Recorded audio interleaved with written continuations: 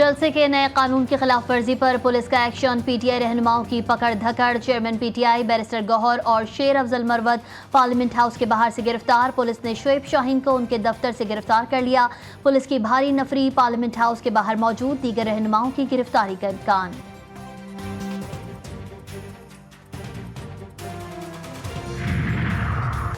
صدر مملکت کی جانب سے ایوان صدر میں ارکان پارلیمنٹ کے اعزاز میں عشائیہ آصف علی زرداری کا پارلیمانی جمہوریت مزید مضبوط کرنے اور سیاسی استحکام فروغ دینے کی ضرورت پر زور۔ کہا ملک کو سیاسی، اقتصادی اور سیکیورٹی چیلنجز سے نکالنے کے لیے سیاسی اتحاد کی ضرورت ہے۔ ملک کو نقصان پہنچانے والی مہاذرائی کی سیاست کے خلاف ہیں۔ پاکستان کی افواج کے بارے میں جس طرح کا جھوٹا پروپیگنڈا کیا جا رہا ہے، پاکستان کے خلاف جس قسم کا زہر اگلا جا رہا ہے، وہ آپ سب کے سامنے ہے کہ یہاں پہ کہا جا رہا ہے کہ یہاں پہ نہ تو آئین ہے نہ قانون ہے، اور پتہ نہیں کیا کہ شاید افواج پاکستان کے بارے میں جس طرح کے الفاظ استعمال کیے گئے، پاکستان کی سالمیت کے خلاف جس طرح کے الفاظ استعمال کیے گئے۔ رؤوف حسن کی واٹس ایپ گفتگو منظر عام پر آ چکی، نئے انکشافات نے تحریک انصاف کے ایجنڈے کو بے نقاب کر دیا۔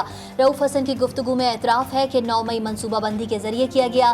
مشیر قانون و انصاف بیرسٹر عقیل ملک نے نیوز کانفرنس کرتے ہوئے کہا کہ قومی سلامتی اور اداروں کے خلاف استعمال ہونے والی زبان قابل مذمت ہے۔ ایک سیاسی جماعت ملک مخالف ایجنڈے پر عمل پیرا ہے۔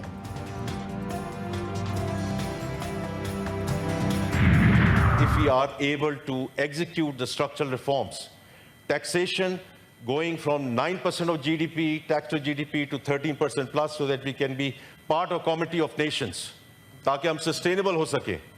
انرجی ریفارمز جو پاور سیکٹر میں ہوا ہے، اور اس میں جو اگر ہم سسٹینیبلٹی لائیں گے تو ہم آگے جا سکتے ہیں۔ ریاستی ملکیتی اداروں کی نجکاری کر لیں گے تو آئی ایم ایف کا آخری پروگرام ہوگا۔ وزیر خزانہ محمد اورنگزیب نے سینٹ میں اظہار خیال کرتے ہوئے کہا کہ جب تک ہم عوام کا اعتماد ٹیکس اتھارٹی پر بحال نہیں کرتے آگے نہیں بڑھا جا سکتا۔ یہ ممکن نہیں ہو سکتا کہ ٹیکس ادا کیے بغیر آپ ترقی کریں۔ یہ ملک خیرات پر نہیں چل سکتا، اس کے لیے ٹیکس ادا کرنا ہوگا۔ نیب نے بانی پی ٹی آئی کے خلاف نیا توشہ خانہ کیس احتساب عدالت سے واپس لے لیا۔ توشہ خانہ 2 کیس نیب کے دائرہ اختیار سے باہر، کیس احتساب عدالت سے اسپیشل جج سینٹرل کو منتقل۔ بانی پی ٹی آئی اور بشرا بی بی کی ضمانت کی درخواستیں اور نیب کیس کا مکمل ریکارڈ بھی اسپیشل جج سینٹرل کو منتقل۔ احتساب عدالت کے جج محمد وڑائش نے محفوظ فیصلہ سنا دیا۔ بانی پی ٹی آئی کے وکیل نے استدعا کی کہ بانی پی ٹی آئی اور بشرا بی بی کی ضمانت کر کے عدالت کیس ٹرانسفر کر دے۔ عدالت نے استدعا مسترد کرتے ہوئے کہا کہ عدالتی دائرہ اختیار نہیں کہ جس عدالت کو ٹرانسفر ہو وہی ضمانت کی درخواست سنے۔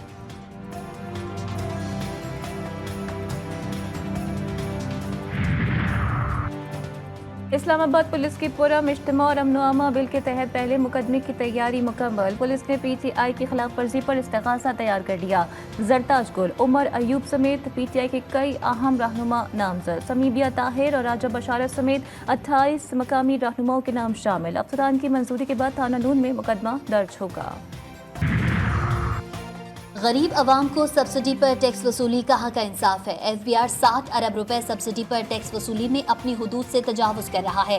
کابینہ کمیٹی کے ارکان ایف بی آر پر برس پڑے، کہا کہ یہ اقدام حکومت کی ریلیف کاوشوں کو دھچکا دینے کے مترادف ہے۔ کابینہ کمیٹی نے چیئرمین ای سی سی کو ٹیکس تنازع حل کرنے کا اختیار دے دیا۔ پشاور میں دہشت گردی کا بڑا منصوبہ ناکام، تھانہ پندو کی حدود جمیل چوک سے خودکش جیکٹ برآمد۔ بی ڈی یو نے موقع پر پہنچ کر خودکش جیکٹ کو ناکارہ بنا دیا۔ پولیس کے مطابق جیکٹ میں 6 سے 7 کلو بارودی مواد موجود تھا۔ 98% ریونیو سندھ حکومت کا کراچی سے ہوتا ہے، تو چاہے وفاق میں ٹیکس جا رہا ہو یا صوبے میں جا رہا ہو، کراچی کا ہی رول ہے اس میں مین۔ لیکن اس کے بدلے میں کراچی کو کیا ملتا ہے وہ آپ جا کر دیکھ لیں، پورے شہر کا حال۔ ہمارے پاس آپشنز موجود ہیں، اور ہم ابھی شٹر ڈاؤن ہڑتال کی تھی، اب پورے ملک میں پہیہ جام ہڑتال کا آپشن بھی موجود ہے۔ سب سے زیادہ ٹیکس دیکھنے والا شہر کراچی بے حال ہے۔ امیر جماعت اسلامی حافظ نعیم الرحمان کی نیوز کانفرنس، چاہتے ہیں عوام کو ریلیف ملے، ہمارے پاس شٹ ڈاؤن ہڑتال اور پہیہ جام کا آپشن موجود ہے۔